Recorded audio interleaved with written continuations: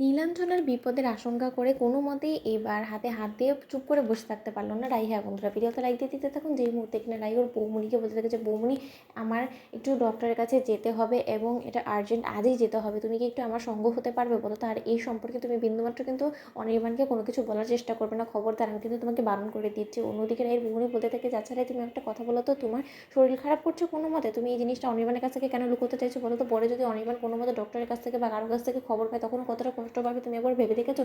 অন্যদিকে রাই বলতে থাকে যে বৌমনি, আমি তোমাকে যে কথাটা বলছি তুমি একটু সেই কথাটা রাখলেই তো হয়, আমি এবং তুমি ছাড়া অন্য কেউ যাতে না জানি সেই রিকোয়েস্টটুকু করছে, এতটুকু রিকোয়েস্ট কি তুমি আমার রাখতে পারবে না বলো তো? তোমার যদি আপত্তি থাকে তাহলে বরঞ্চ থাক, আমি অন্য কাউকে নিয়ে চলে যাওয়ার কথাই ভাবি তাহলে।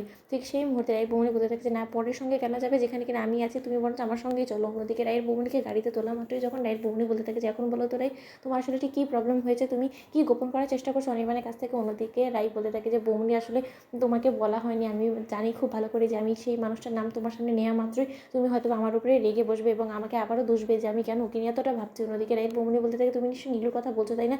তুমি নীলুকে নিয়ে ভাবার জন্য তুমি হসপিটালে পৌঁছে যাবে, আমি কিছু বুঝতে পারছি না, আমাকে একটু খুলে বলবো? অন্যদিকে রাই বলতে থাকে যে বৌমনি, আমি রীতিমতো গয়নার দোকানে যেতে চাই, যেখানে কিনা এরকম দুর্ধর্ষ কিছুদিন আগে ডাকাতি হয়েছে এবং সেই গয়নার দোকান থেকে যে মহিলাটাকে তুলে নিয়ে যাওয়া হয়েছে সেই মহিলা সম্পর্কে আমি একটু তদন্ত করতে চাই। কেন জানি আমার মন বলছে যে যে মহিলাটাকে তুলে নিয়ে যাওয়া হয়েছে সেদিন রাতে, সেই মহিলাটা কোনোভাবে যদি নীলাঞ্জনা হয়ে যায়, তাহলে তুমি ভাবতে পারছো যে আমাদের নীলুরা এরকম একটা অজানা শহরের মধ্যে ও কতটা রিস্কে আছে, কিন্তু সেই সব কিছু জানা সত্ত্বেও আমরা মুখ বুজে বসে আছি। ওকে কে রক্ষা করবে বলো তো? ওর জন্য তো ওর পাশে কেউ নেই, তাহলে ওর এই বিপদের মধ্যে যদি ও পড়ে থাকে তাহলে তো অবশ্যই ওকে আমাদেরকেই রক্ষা করতে হবে, তাই না? এরকম করে একটা মেয়েকে তো আমরা মৃত্যুর দিকে ঠেলে দিতে পারি না, এটা তো ওর প্রতি অন্যায় অবিচার করা হবে। অন্যদিকে রাইয়ের বৌমনি বলতে থাকে যে আমি সত্যি স্তম্ভিত হয়ে যাই রাই তোমাকে দেখে, যে মেয়েটা কিনা তোমার স্বামী থেকে শুরু করে তোমার গোটা সংসারটাকে তছনছ করে যাওয়ার জন্য উঠে পড়ে লাগলো, সেই মেয়েটার প্রতি তোমার কিসের এত দরদ?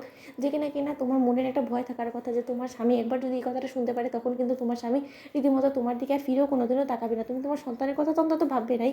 অন্যদিকে রাই বলে যে বৌমনি দোহাই তোমার, তুমি প্লিজ এই বিষয়ে আমাকে একটু হেল্প করো, তুমি এই গোটা বিষয়টা অনির্বাণের কাছ থেকে একটু চেপে যাওয়ার চেষ্টা করো, অনির্বাণ কোনো মতে জানতেও পারবে না। অন্যদিকে রায়ের বৌমনি রায়কে প্রশ্ন করে বলতে থাকে যে কেনই বা তোমার এটা মনে হচ্ছে যে সেদিন যে মহিলাটাকে ওরা তুলে নিয়ে গিয়েছিল সেই মহিলাটাই নীলু হতে যাবে বলো তো? অন্যদিকে রায় বলতে থাকে যে বৌমনি, তুমি একটু মাথা খাটিয়ে দেখো না, যে যেদিন রাতে কিনা সেই দুর্ধর্ষ ঘটনাটা ঘটেছিল আমরা সবাই জানতে পেরেছি, সেদিন রাতেই কিন্তু নীলাঞ্জনা বাড়ি ছেড়ে চলে গিয়েছে, তাহলে নিশ্চয়ই তুমি বুঝতে পারছো যে দুয়ে দুয়ে চার করলে তো এটাই গিয়ে দাঁড়াচ্ছে, তাই না? অন্যদিকে রায়ের বৌমনি বলতে থাকে যে হ্যাঁ, খুব একটা কথাটা তুমি খারাপ বলনি রাই, একবার তো অন্তত আমরা এই স্টোরে গিয়ে জিজ্ঞেস করে আসতেই পারি, তাতে তো কোনো রকম দ্বিধা বোধ নেই, তাই না? আমরা বরঞ্চ সেই দিকেই এগোই, দেখি গিয়ে যে মেয়েটা কোথায় আছে না আছে, ওর সম্পর্কে তো এখনও পর্যন্ত কোনো খোঁজই মেলেনি। যদি এরকমটা হয়ে থাকে তাহলে তো আমাদেরকে এক্ষুনি এর কোনো একটা পদক্ষেপ নিতে হবে, পুলিশের কাছে যেতে হবে, কিছু একটা তদন্ত করতে হবে, হাতে হাত দিয়ে বসে থাকলে তো কোনো মতেই চলবে না, তাই না? তো বন্ধুরা, ভিডিওটি ভালো লাগলে কেমন শেয়ার করে সাবস্ক্রাইব করতে বলো না।